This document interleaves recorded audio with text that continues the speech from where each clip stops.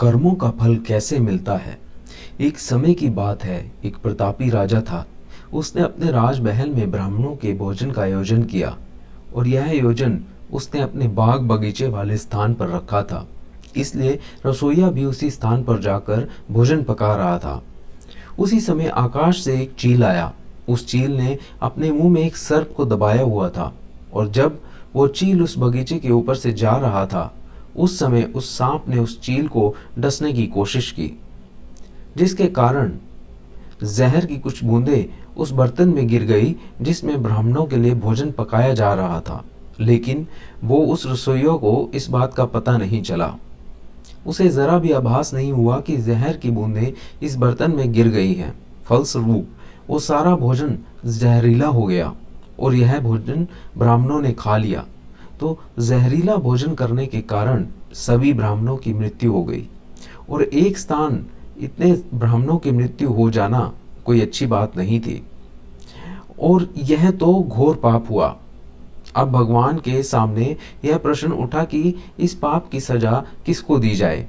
उस राजा को जिसने इस भोजन का आयोजन किया था, लेकिन उसे तो पता भी नहीं था कि भोजन में जहर है, या उस रसोइये को जिसने वो भोजन बनाया था, परंतु वो भी इस बात से अनभिज्ञ था कि यह भोजन जहरीला हो चुका है।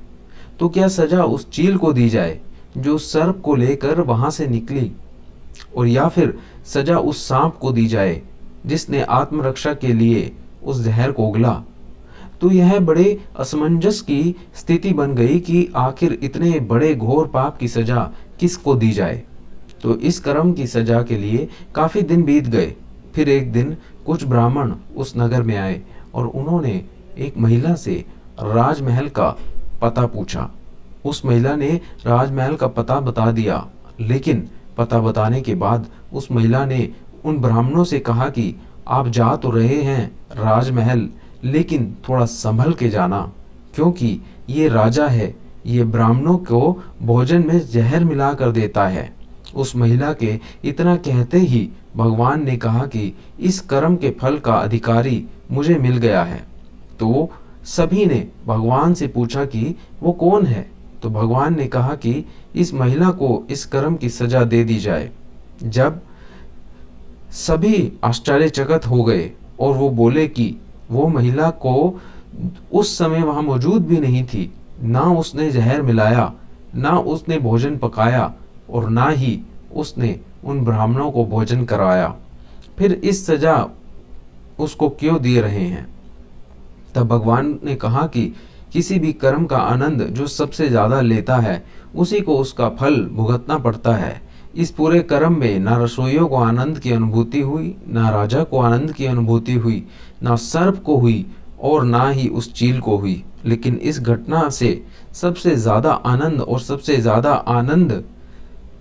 ज्यादा रस इस महिला को ही मिला है। इसलिए इस कर्म की सजा इसे ही भुगतनी पड़ेगी। इस कहानी से हमें क्या शिक्षा मिलती है? तो दोस्तों, इस कहानी से हमें यह शिक्षा मिलती है कि कर्म के फल की व्याख्या इतनी आसान नहीं है। शब्द ही हमारे कर्म हैं। हम जो काम करते हैं वो तो हमारे कर्म होते ही हैं, लेकिन जो हमारी किसी के प्रति भावनाएं हैं वही हमारे कर्म हैं। हमारे विचार ही हमारे कर्म हैं। अगर आपने अपने विचारों पर नियंत्रण करना सीख लिया,